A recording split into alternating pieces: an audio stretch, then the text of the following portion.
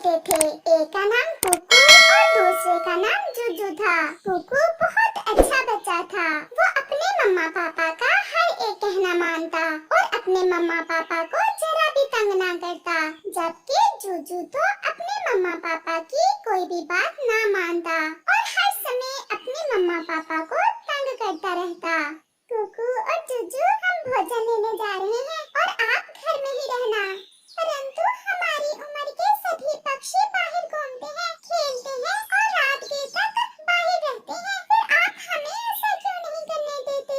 इसलिए कि अभी आप छोटे हो और बाहर की दुनिया में तरह तरह के पक्षी मिलते हैं। हम नहीं चाहते कि आप कोई बुरी बातें सीखें। ऐसे मम्मा चिड़िया और पापा चिड़िया भोजन की खोज में चले जाते हैं।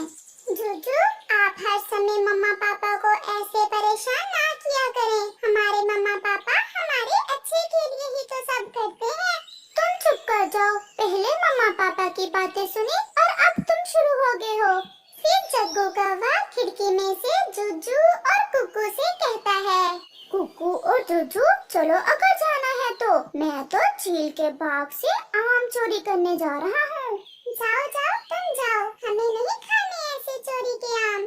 बहुत मीठे और रसीले आम हैं चील के बाग में। कब तक लौट कर वापस आ जाएंगे?